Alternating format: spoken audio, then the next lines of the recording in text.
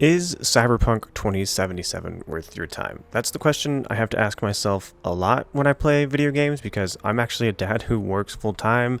I have two kids. I just don't have a ton of time, or at least not as much as I used to play video games. And yet, I played Cyberpunk 2077 for 153 hours.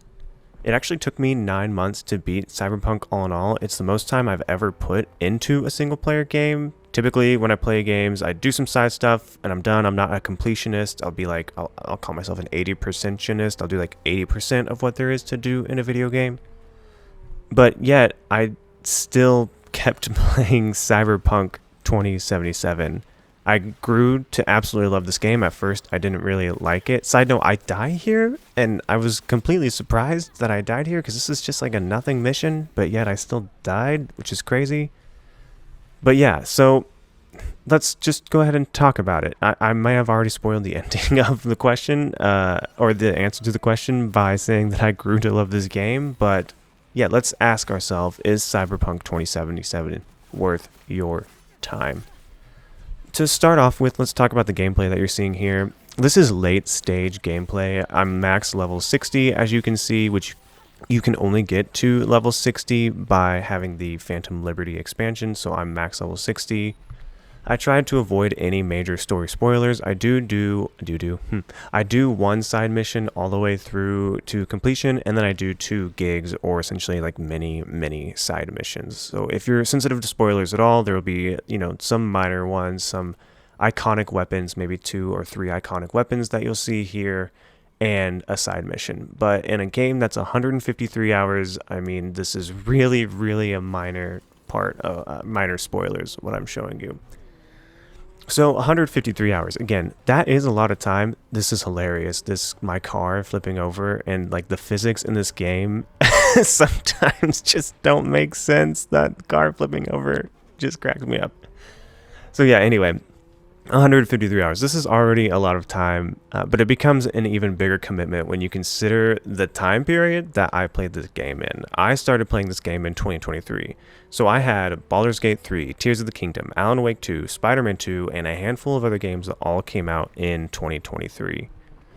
Making 2023 one of the best years for video game, like critically acclaimed video game releases in a long time, and I chose to play Cyberpunk, which released in 2020 during this time. Now, part of the reason I did choose to play Cyberpunk is because Phantom Liberty, I did like one of those little E3 pane, camera panes over there, like little tour around. I thought that was funny. But anyway, one of the reasons I did choose to play Cyberpunk 2077 this year was because Phantom Liberty did come out. It came out in 2023 and it was very well received. So that I said, hey, maybe it's time to jump on board. The 2.0 update also released in 2023, which made me jump on board. So with all that preamble out of the way, let's address the question at hand. Is Cyberpunk 2077, the complete edition in this case, worth your time? My answer is yes. I actually don't think this game is for everybody, but for me, I enjoyed almost every minute of it. First of all, Cyberpunk 2077 was not what I was expecting. I had just got done playing God of War Ragnarok, and before that Horizon Forbidden West, so I was very used to these like cinematic third-person action games. Cyberpunk, while beautiful, is not that. It is an RPG first and a first-person shooter second. Or a first-person shooter that is also an RPG, depending on who you ask. I would say it's an RPG first, then a first-person shooter, but we'll talk more about that later. So, off the bat, one thing that kind of threw me off a little bit in Cyberpunk was that I don't play a lot of RPGs. I guess in every game in its own way is kind of an RPG, but I'm talking about like your super hardcore RPGs like Skyrim or The Witcher or something like that. And there was one big reason I didn't like this game at first, which had I thought about what kind of game this is, which again is an RPG, and who makes this game, CD Projekt Red, it wouldn't have surprised me. But I didn't think about the fact that I was playing an RPG and there would be so much dialogue. The dialogue itself is not bad. Let me get that out of the way. In fact, I think it's very, very good. It's what's happening during the dialogue that I don't like, which is nothing. It's just talking heads, just people talking at you. By the way, it's super hard to steer cars in this game, so you're going to see me crash a lot, especially in the desert, where steering cars is already made way more harder than it should be because there's, I guess, no traction here. So it's the talking heads. And what I mean by this is when you go and you talk to an NPC, whether that's a quest giver, vendor, or even a main character during a major story moment, you look at the person talking and that's it. Nothing else happens while you talk to them. The camera doesn't pan. They aren't super expressive with their body language. It's just them looking in a direction and talking. And I was genuinely so put off by this that I almost stopped playing the game entirely at first. I think this may have to do a little bit with just my terrible ADHD and that I can't pay attention that easily to somebody just talking at me. Matter of fact, it's just like almost more distracting than if there was something else going on, like they were more expressive with their body, or there was a camera pan going on, like in God of War Ragnarok, or like in Horizon Forbidden West. They are very expressive with like their emotions, and their faces are just emoting so well. Here in Cyberpunk, they don't, and they do emote a little bit. Here's another crash coming up right here. I think I hit the billboard. Bam. Yep, there you go. Anyway, I just think that the dialogue, and not necessarily the dialogue, again, it's just what's happening during the dialogue, which is nothing, was very distracting for me, and it was really off-putting at the game at first, especially because there was just so much of it. And again, it's good, but I just came off of playing God of War Ragnarok, which is like the most cinematic game you could possibly play. So my problem is probably exaggerated here more than it would be with somebody else, especially if you're familiar with playing RPGs and what that means. But for me, it was just off-putting. Like I said, this is the case with every single character that you interact with. The dialogue is the second biggest part of the game, and oftentimes it's actually the largest part of the game. But there are two things that made this bearable for me. The first is that the dialogue, like I said, is actually good. It is enjoyable to listen to, and it's well written. The characters and what they say, they sound believable. In addition, almost every voice actor is just incredible. I mean, there's one mission where you interact with a vending machine, a literal vending machine that has some AI uploaded to it to make it sentient. I don't really know. And the dialogue between V and the vending machine, it is funny, it is ridiculous, it's even a little sad sometimes, and both V and the vending machine act this dialogue out so well that I was more than happy to just stand there and listen to them talk to each other while I slowly moved around the city and observed what was going on there. The voice acting in this game is really, really good for almost everybody. The exception to this, ironically, is Johnny Silverhand, played by Keanu Reeves. And honestly, I can't say I'm surprised, really, as I wasn't expecting a super emotional performance given how he acts in both John Wick and the Matrix films. Both of those series, by the way, are among my favorite action films, so I'm not dissing on Keanu Reeves. I love Keanu as much as the next person, but Keanu just performed exactly how I expected him to. It's Keanu, but like this rocker boy terrorist absolute jerk version of Keanu. At first, I really didn't like Johnny Silverhand, but as with most other hesitancies I had toward this game, I found myself growing to like Johnny, and more importantly, Keanu's acting as Johnny, which I think is done by design, at least a little bit, by CD Projekt Red. I mean, that's the story of your relationship with Johnny. You, V, do not like Johnny Silverhand at first, and whether intentional or not, Keanu's performance helps you not to like him. But again, towards the end, it was the Keanu thing of like, oh, that's just Johnny. Like, that's Johnny's character. Keanu becomes like this thing that's undescribable, as in it's not good acting, but it's just how he is. I mean, it's the character. He becomes it, and it's awesome. So the second thing that helped with the boring character interactions is that this game is just such a treat to look at. I mean, I played on PS5, which is not the most incredible this game can look, but you're watching the gameplay here. It's recorded on PS5. I still think it looks great. I loved looking at Night City. The detail is incredible. The colors are vibrant. It feels like there's an order to the city, with each district having its own feel to it. I think you saw this, you can see this as I play this game. You'll see me drive through, the desert area and then move into the city, and now I'm in this apartment complex right now. I mean, everything just has this unique and distinct feel. The environment is so good. And I learned to really appreciate the environment that I was in. So being able to walk around, look at, and appreciate this gorgeously designed game helped me to be able to look past the boring NPC interactions that you have. I mean, it even got to a point where I actually look at the people talking to me. Crazy, I know. It took me way too long to realize this, but CD Projekt Red actually spent a ton of time on facial modeling and animations.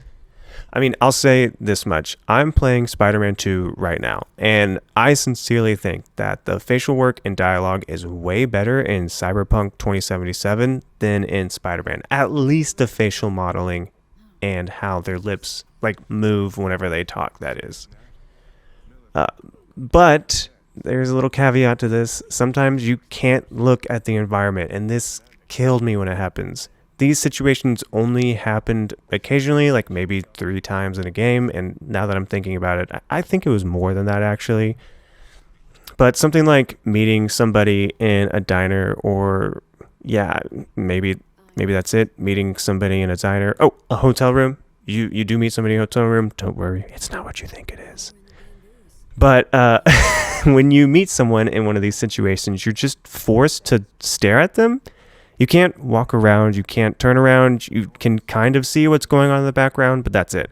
You have to stare at this character that you're talking to, and while this only happens, not very many times, it bothered me so much. I do think I understand why these situations took place whenever they did take place. Looking back at these moments were pretty big story beats. They required more of my attention because the story was a little bit more important during these times. That still didn't make it better for me. I actually found myself zoning out more during these parts because of the lack of mobility I had. But again, the facial modeling and animations is a very redeeming aspect to this, and while I didn't like it, it might not be such a big hindrance for you.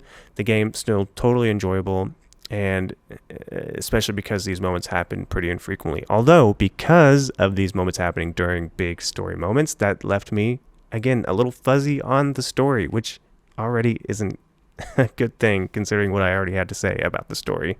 Sorry, not what I already had to say about the story. I haven't said anything about the story yet. I will, but hey, I'm recording this over the course of a long time, so I don't remember what I've said and what I haven't said yet. The story's coming. So anyway, I said earlier that I think Cyberpunk is an RPG first and a shooter second, and I believe that's the case because of these dialogue sequences and interaction you have.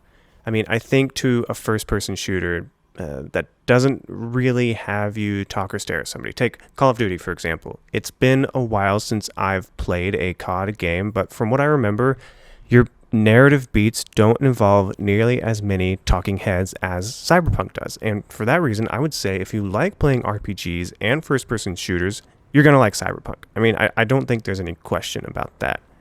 If you like RPGs, you'll like this, probably, unless you hate first-person shooters. And if you only like first-person shooters, say you only play Call of Duty, I think there's a decent chance that you don't like this. This might not be worth your time. Which actually brings us to the story. Now I'm going to talk about the story. I'm sorry for saying something earlier when I hadn't talked about it. The story is, like I said earlier, okay. I might even call it good, but for me, it struggled in a few areas. The biggest thing is it's just kind of confusing. Go watch a story recap. Go watch a story recap, and I'm sure it'll make enough sense there, but it's not super strong, and the not super strong story mixed with the super strong open world elements of the game make it even harder to follow.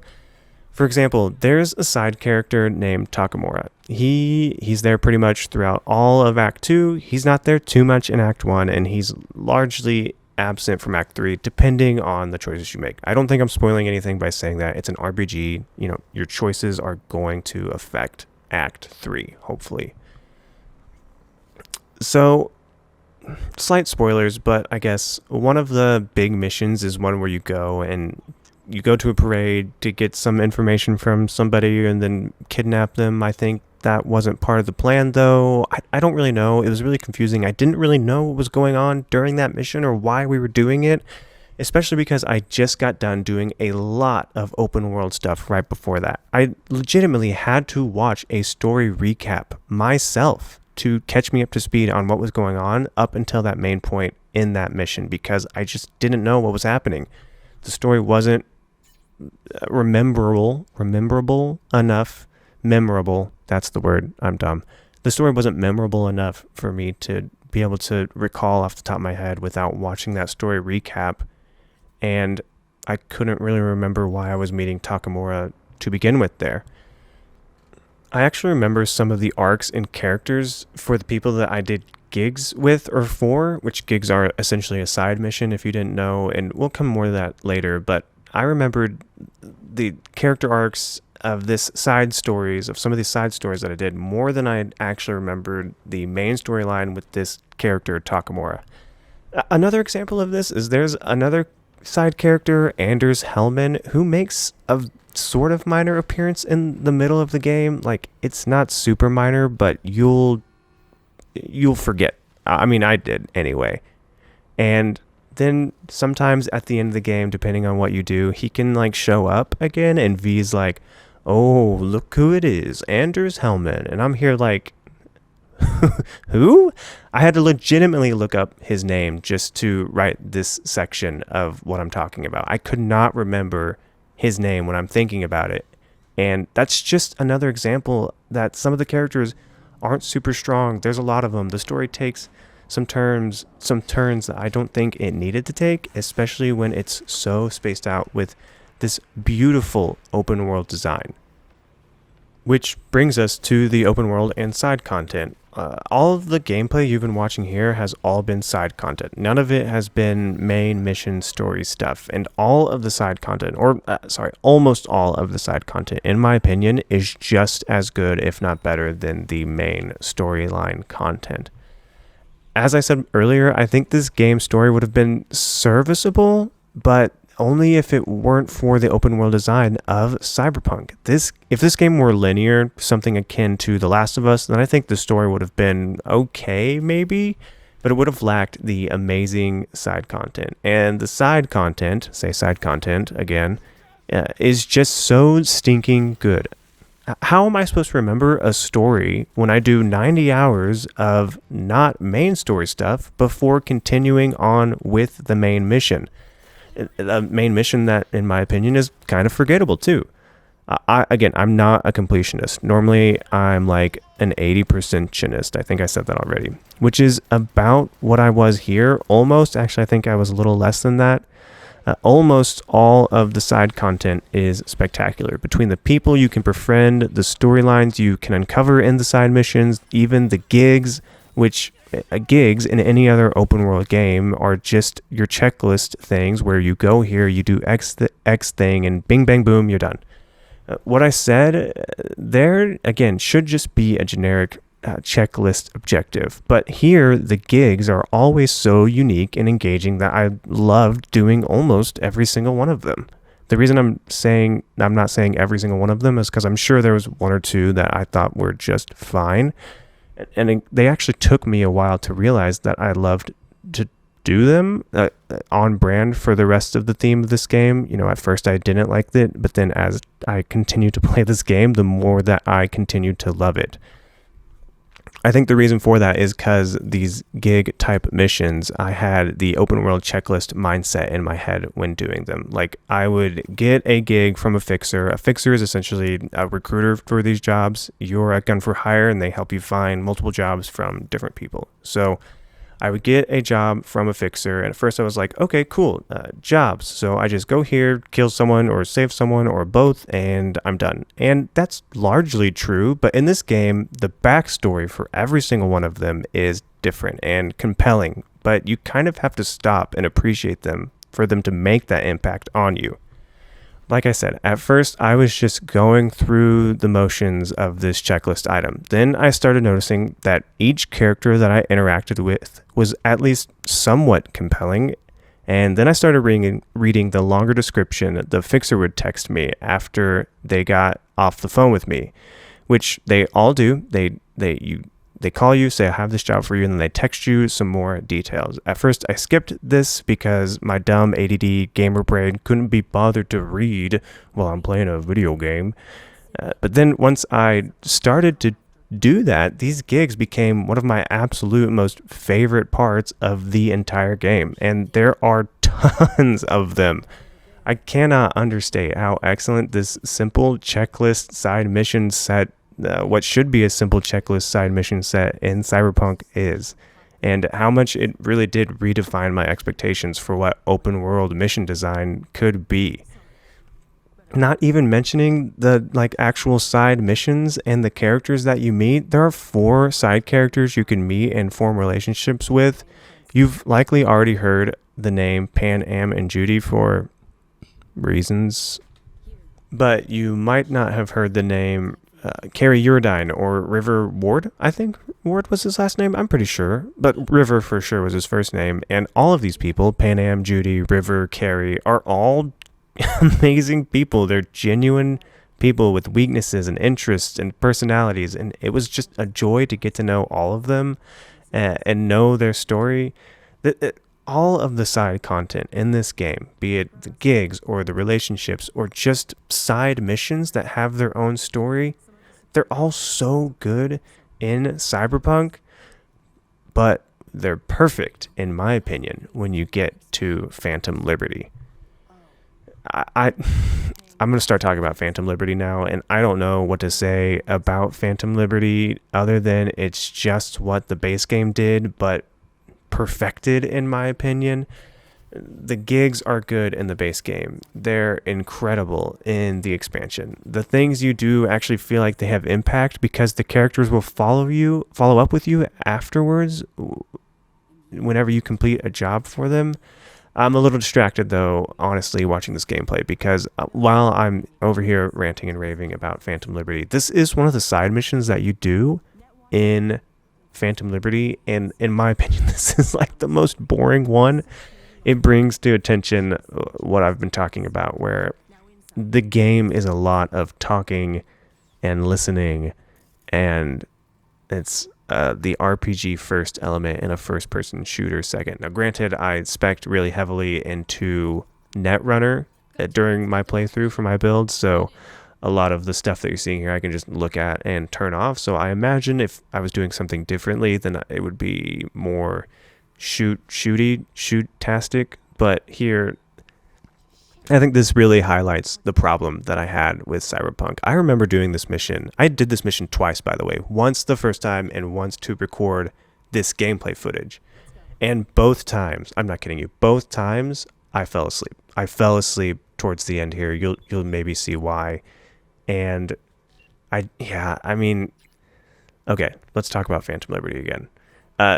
So the side content is really good. I think with the maybe exception of this mission, this one was not my favorite. The stakes are incredibly high, not just for V, but for every character you're involved with. The set pieces are brilliant. The music, the music is completely Nova, to borrow the term, which felt a little weird to say, but I'm gonna leave it in.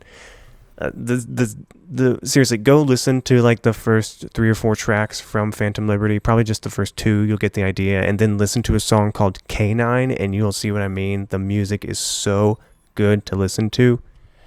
I don't even know how else to talk about Phantom Liberty without just gushing all over it. The whole time I'll just be saying oh, this part was so cool and this part was so cool, but what about this part and this character that you meet? It's so good. It adds 20 to 30 hours of content to the game. The story is almost completely standalone from the base game. There are some elements that interact with the main story, but for the most part, it's completely separate. Phantom Liberty is so good and so perfect in my opinion that I wish there was a way that people could just play Phantom Liberty without having to play regular Cyberpunk at all to begin with, like the beginning, or feel obliged to complete the rest of it after playing it. It really is that good. I wish people could just play Phantom Liberty. If you've tried Cyberpunk actually and bounced off of it, I would seriously just encourage you to hop back in, get to the mission where you can play Phantom Liberty, then go play that. Even if you don't finish the main game, finish Phantom Liberty. It has like 4 different endings depending on your choices, 2 completely different second/third acts.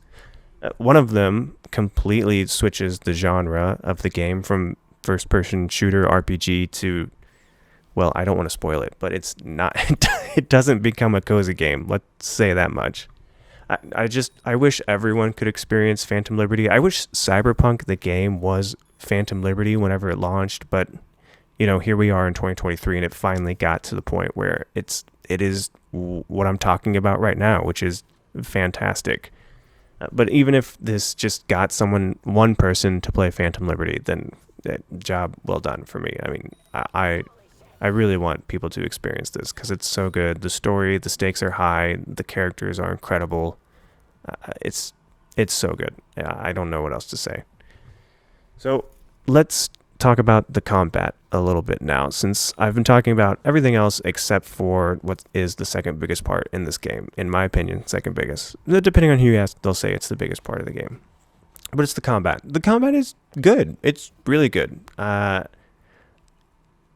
I don't know what it was like before the skill tree was in that they added, but now it's great.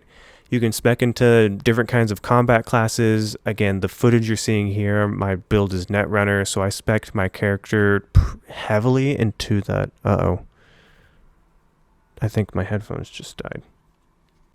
They did. I mean, they for some reason turned off. They didn't die. I don't know. We're back. I'm back. So the build that you're seeing me play right now is Netrunner. I spec'd really heavily into that. At first, this game is pretty much a straightforward first-person shooter. But the more that you play, the more you can spec into one of these classes, and the more the combat style can change. Once I got towards the end, again, this is high-level Netrunner gameplay that you're watching. So you'll probably see that I can just look at stuff and like they die or they're just incapacitated or something. It's really fun. Depending on how long this video is, I might just cut to the end of my gameplay where I do another gig, because I think that really highlights the diversity of this build. But that's just one of like 6, I think, that you can spec into. You can be a brute. You can be, what's called cool. So you can like use throwing knives and stuff. You can hack into samurai or spec into samurai, where you can like deflect bullets from your sword like a freaking Jedi. It's awesome. So yeah, the combat is really good. It's actually the most compelling thing to me that is asking me to play the game again. Like, as far as the story stuff goes, I think I've experienced pretty much everything the story has to offer me. But the combat, like, maybe I want to spec into a different kind of build for combat. I'm kind of a Netrunner samurai in this game, but maybe I wanted to spec fully into cool with brute, where I can just throw knives and tank a bunch of damage, because I'm not very tanky in this gameplay, as we saw with me dying at the very beginning. And again, Phantom Liberty just draws out the combat even more. It gives you a few really powerful abilities that help you expand the arsenal that you've spec'd into, and I thought that they really added to the game's combat a lot. So you've pretty much heard me ranting and raving about Cyberpunk 2077 up until this point, so let's talk about some things I don't like. This mission, again, I didn't like this mission, but I already said that, so moving on. Crafting, why is it here? It's useless. Phantom Liberty like lets you use crafting a little bit better, I think, but it doesn't need to be in the game. I like that I can upgrade my guns, but just let me upgrade my guns. I don't think you need a whole crafting system for it. It actually reminds me a lot of Horizon Forbidden West crafting system, which I didn't totally love either, but it's just there, and it was just here too, and I don't think it needed to be. I don't know what the answer is, because I think if you don't have some sort of upgrade system for your guns or your gear, then it becomes a looter shooter, and it already kind of is that, in my opinion. I don't know. I don't like the crafting. I don't know what the fix to it is, though. Secondly, most of the open world stuff is great. Most of the side content is incredible. But there are like these NCPD crimes that you can assist with, which can still be unique if you read some of the logs, but they're just go here, kill the bad people, collect the data, check, job complete. That's it. There's no fixer giving you the job. There's no compelling characters that are hired the fixer to hire you to do the job. It's literally just a checklist item that didn't need to be in the game at all. Why is it in the game? It makes trophy grinding so much harder. It's missions like these are the reason why I'm an 80%er, and it's why I got even less than 80% done with the trophy grinding in this game, was because of these NCPD missions. They didn't need to be in there. The story suffers from the massive break in the open world content that is really good and just a lackluster story, but I've already talked about that, so I won't go into much more detail about that here. And then there's just some like there's some bugs in the game. They're not bad, but also you've heard probably somebody else talking about this. The driving is not good. Like it's not. I'm not the best driver, as you saw at the beginning, but the game doesn't help me be a better driver at all. It's why I drove motorcycles for most of the game. So yeah, those are some of the things I didn't like. One other thing I did like though, even though the driving is super janky, the music that you can listen to, the radio stations. I think they added some for Phantom Liberty that like, is Idris Elba a DJ? I don't know, but I think Idris Elba recorded some music for it. It's so good. Not all the radio stations. Some of them are like, what is this? But the more that you drive around in Night City, which I would encourage you to do, don't just fast travel all the time. Drive around, appreciate the city, and listen to one of the radio stations, because the music that they play on some of those radio stations, I've legitimately listened to like those stations while working at work or driving on my way to work. I think the music that they bring on in the vehicles are really, really good. So, in conclusion, is Cyberpunk 2077 worth your time?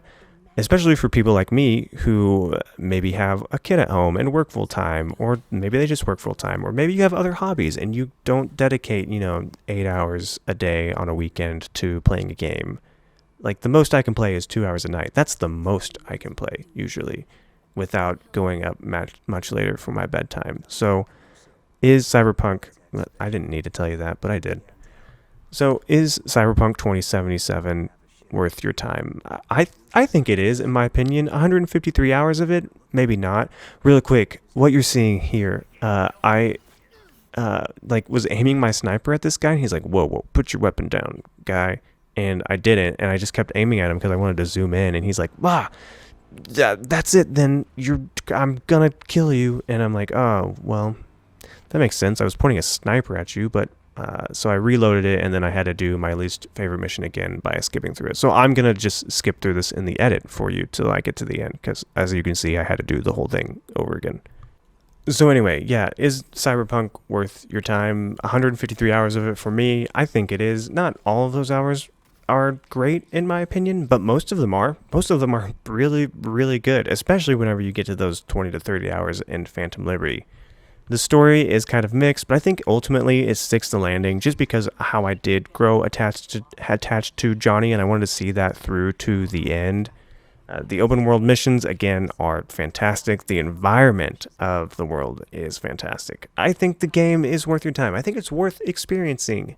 You'll get a better feel for whenever you do like the game and you get through Act 1 and you do some side missions. Maybe you just want to beeline it. I think you can, because I honestly think the game is pretty easy for the most part.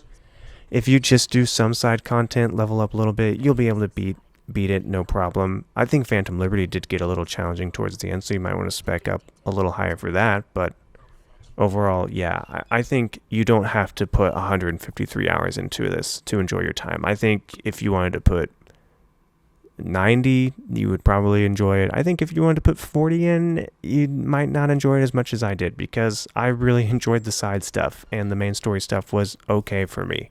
So if you're not doing as much side content as I did, then you might not enjoy this as much as I did. Yeah, so ultimately, play Cyberpunk if you haven't. Give it a shot. Play Phantom Liberty definitely if you have it. And a little tip for all of my dads out there: There's a toggle at the beginning of the game to turn nudity off. If you're playing this in a room where other people will walk in, just do that. You cannot avoid the horniness, I'm going to say, of Night City. It's just better to be safe than sorry. You can turn it back on if you really want to in the main menu later, but during the day when people are awake and walking around, just turn that nudity filter on. But also, you probably just don't want to play this during the day because there's lots of swearing and people's heads explode, and so maybe just don't. Anyway, whatever.